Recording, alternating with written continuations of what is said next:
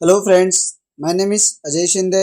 स्वागत है आपके अपने यूट्यूब चैनल में। मध्य प्रदेश वर्ग 2 चयन परीक्षा 2025 के रिगार्डिंग लेटेस्ट अपडेट सामने निकल कर आई है, जिसमें आप देखेंगे कि मैथ्स अभ्यर्थियों के साथ डीपीआई ने किया धोखा। जी हाँ फ्रेंड, डीपीआई की तरफ से एक ऑफिशियल नोटिफिकेशन यहाँ पे जारी किया गया है, जिसके अंदर मैथमेटिक्स अभ्यर्थियों के साथ एक बहुत बड़ा धोखा यहाँ पे देखने को मिला है कि एग्जाम से पहले बड़ा हो गया खेल। यहाँ पे एक खेल खेल दिया गया है मैथमेटिक्स वालों के साथ में। उस खेल की जानकारी भी इस वीडियो के माध्यम से आपको मिलेगी। और एक और बड़ी अपडेट बताएंगे कौन कौन से अभ्यर्थी फॉर्म नहीं भर सकते। यानी ग्रेजुएशन तो सभी का कंप्लीट है, तो उस ग्रेजुएशन में जिन जिन ने मैथमेटिक्स लिया गया है वो उसमें से कौन कौन सा अभ्यर्थी है जो फॉर्म नहीं भर सकते, उनकी भी लिस्ट इस वीडियो के माध्यम से आपको मिलने वाली है। तो चलिए फ्रेंड, चलते सीधे नोटिफिकेशन की ओर और आपको पूरी जानकारी इस वीडियो के माध्यम से बताने वाले हैं। आपसे भी रिक्वेस्ट है कि अभी तक आपने चैनल को सब्सक्राइब नहीं किया तो चैनल को सब्सक्राइब कर लीजिए, बेल आइकन को प्रेस कर लीजिए ताकि ऐसे ही आने वाले नोटिफिकेशन आपको मिलते रहे। तो चलिए फ्रेंड, चलते हैं आगे की ओर। तो चलिए फ्रेंड, आगे बढ़ते हैं। जैसे आप यहाँ पे देख सकते हैं कि जिनका ग्रेजुएशन है उसमें कौन कौन से सब्जेक्ट इसके अंदर शामिल किए गए और कौन मैथमेटिक्स के अंदर फॉर्म भर सकता है। जैसे मैथमेटिक्स की अगर हम बात करें यहाँ पे, तो इसमें लिखा है गणित विषय अंतर्गत अभ्यर्थी को गणित अथवा भौतिक अथवा इंजीनियरिंग विषयों के साथ स्नातक उपाधि धारण करना अनिवार्य होगा। यानी आप अगर वर्ग 2 गणित से अगर आप एग्जाम दे रहे हैं चयन परीक्षा, तो उसके साथ में आपका फिजिक्स होना यानी कि भौतिक होना जरूरी है, और इंजीनियरिंग विषय में भी आपका फिजिक्स और मैथ्स होना इसके अंदर कंपलसरी है। इसके बाद अगर आपके पास अदर कोई डिग्री रहती है जिसके अंदर आपका मैथ्स शामिल है और फिजिक्स नहीं है, और फिजिक्स के साथ में अगर या तो केमिस्ट्री भी नहीं है, तो भी आप इसके अंदर बाहर का रास्ता इसके अंदर आप देख सकते हैं। तो ये तो ऑफिशियल जब डीपीआई ने ईएसबी की तरफ से ऑफिशियल नोटिफिकेशन जारी किया था उसके अंदर से यहाँ पे लिया गया है। अब डीपीआई ने एक ऑफिशियल नोटिफिकेशन जारी किया गया है, उसके अंदर क्या लिखा है तो ये जानकारी भी आप देख सकते हैं इसके अंदर ही। तो चलिए फ्रेंड, देखिए ये डीपीआई की तरफ से एक नोटिस यहाँ पे जारी किया गया है। लोक शिक्षण संचालय मध्य प्रदेश भोपाल है। यहाँ पे देखेंगे 7/2/2025 को जारी किया गया। इसमें माध्यमिक शिक्षक चयन परीक्षा 2024 की नियम पुस्तिका के अध्याय 2 के परिशिष्ट 1 में संशोधन यहाँ पे किया गया है। तो संशोधन में आप यहाँ पे देख सकते हैं, ये तो अभी इसमें कुछ इतना लिखा हुआ नहीं है। आगे आपको एक पेज पलटा के हम बता रहे थे इसके अंदर। तो देखिए यहाँ पर लिखा है, इसमें आप यहाँ पे देख सकते हैं कि देखिए माध्यमिक शिक्षक विषय चयन परीक्षा की उत्तर पुस्तिका के अध्याय 2 की परिशिष्ट में 1 के संबंध में अभ्यर्थियों द्वारा दी जा रही परीक्षा के संबंध में स्पष्टीकरण यहाँ पे किया गया है। जैसे पहला लिया है संस्कृत में कि संस्कृत साहित्य के अतिरिक्त संस्कृत व्याकरण भी मान्य होगा। जिनका संस्कृत व्याकरण से था उसको भी यहाँ पे मान्य किया जाएगा। और इसी के साथ आप यहाँ पे देख सकते हैं। तो चलिए अब थोड़ी जानकारी आपको इसमें हम बताने वाले हैं। तो जैसा आप यहाँ पे हम देख सकते हैं कि गणित विषय के संबंध में स्पष्ट किया गया है कि शिक्षा का अधिकार अधिनियम के तहत विज्ञान विषय सहित गणित होना चाहिए, अर्थात भौतिक शास्त्र रसायन शास्त्र विषय के साथ गणित होना चाहिए। इसके अतिरिक्त इंजीनियरिंग जीव विज्ञान संबंधित इंजीनियरिंग शाखा को छोड़कर सभी में स्नातक होना इसमें मान्य किया गया।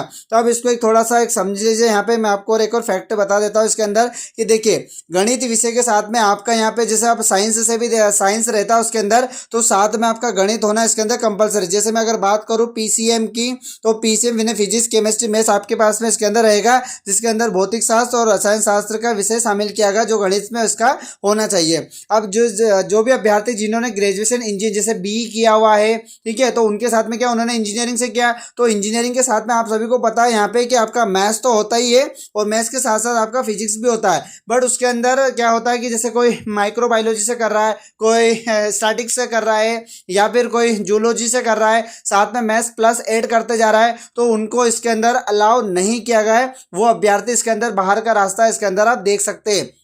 चलिए दूसरी बात करता हूँ। जैसे अगर मैं बीकॉम की बात करूँ, तो बीकॉम में आप लेते हैं ना अकाउंट प्लस मैथ्स लेते हैं, है ना। जिसने अकाउंट प्लस मैथ्स लिया है वो भी इसके अंदर बाहर हो सकते हैं, उनको भी यहाँ पे फॉर्म भरने का मौका नहीं दिया जाएगा। इस बात का भी ध्यान रखें। आपने अलाइड सब्जेक्ट जो मैथमेटिक्स लिया है किसी अदर सब्जेक्ट के साथ में, तो वो अलाउ नहीं किया जाएगा। आपको सिर्फ अलाउ क्या किया जाएगा कि जिसके साथ में आपका मैथ्स हो और मैथ्स के साथ में आपका फिजिक्स हो, फिजिक्स के साथ में आपका केमिस्ट्री होना चाहिए। यानी कि बीएससी की बात कर रहे हैं हम यहाँ पे। अगर आप देखा जाए इसके अंदर, तो मैं यहाँ पे बता सकता हूँ कि अगर बीएससी जिसका पीसीएम है उनकी मैं बात कर रहा हूँ, वो यहाँ पर सिलेक्शन के पात्र होंगे, यानी कि वो फॉर्म भर सकते हैं। बाकी अदर सब्जेक्ट जिसका भी मैथ्स है और मैथमेटिक्स के साथ कोई सा अदर सब्जेक्ट आपने चूज किया है तो वो बाहर हो सकता है। ये डीपीआई की तरफ से ऑफिशियल नोटिफिकेशन जारी किया गया है।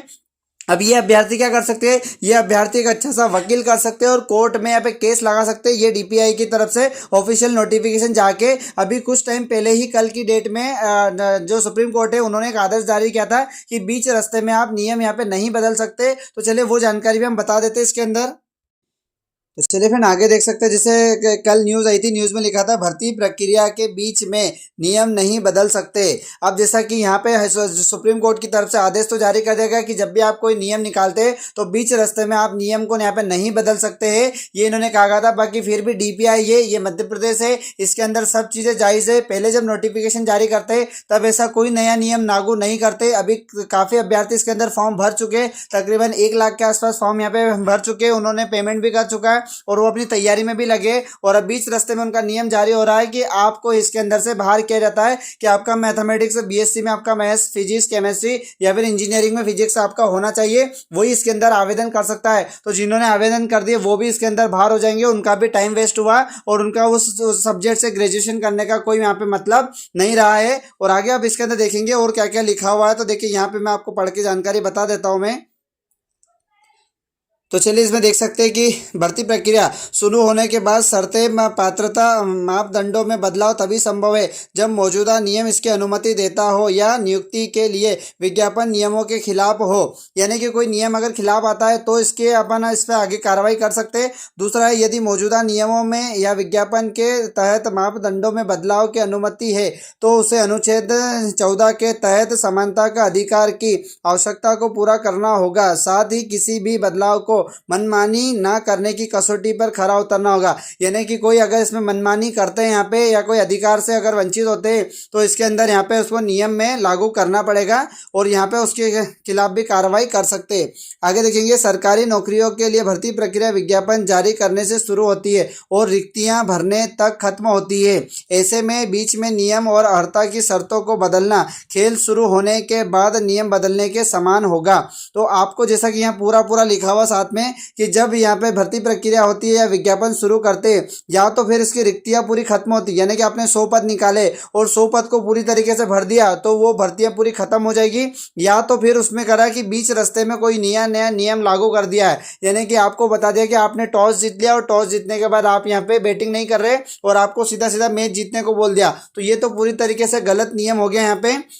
तो ये सुप्रीम कोर्ट ने बहुत बड़ा निर्णय यहाँ पे लिया गया है। अब यहाँ पे डीपीआई को क्या फ़र्क पड़ता है, उनको कोई फ़र्क पड़ने वाला नहीं है क्योंकि उन्होंने ऑफिशियल नोटिफिकेशन जारी करके बता दिया गया है कि यहाँ पर जिनका मैथमेटिक्स, फिजिक्स, केमिस्ट्री बैच के साथ होगा वो इसके अंदर एलिजिबल रहेंगे। बाकी अदर मैथमेटिक्स वालों के साथ में वो बाहर हो सकते हैं और बाहर हो सकते हैं, बाहर हो ही गए हैं। और आपसे यही बोलना चाहूँगा कि अच्छा सा वकील करें, आप सारे डॉक्यूमेंट लेकर जाइए, उनसे बात करें कि हमने फॉर्म भर दिया, हमको तैयारी करे को 1 से 1.5 महीना हो गया, हम काफ़ी समय से तैयारी कर रहे हैं। और एक तो जो भर्ती प्रक्रिया चयन परीक्षा वो 7 साल में निकली है, 2018 में निकली थी, अब 2025 में निकाल रहे हैं। अगली भर्ती कब आएगी इसके बारे में कोई कह नहीं सकते क्योंकि फिर एज लिमिट का भी मामला आ जाएगा, क्योंकि 2018 में अभ्यर्थी जिन्होंने परीक्षा दी थी वो पास हो चुके, अब 7 साल बाद वो ओवर एज हो चुके हैं, उनको भी फॉर्म भरने का मौका यहाँ पे नहीं दिया जा रहा था। अभी ईडब्ल्यूएस वालों ने भी केस लगा था, इनको आयु में छूट नहीं दे रहे थे, उनको भी छूट देना स्टार्ट कर देगा। अब ईडब्ल्यूएस वाले अभ्यर्थी जिन्होंने आवेदन नहीं किया वो आवेदन कर सकते हैं, उनको 5 साल की छूट इसके अंदर दे दी गई है।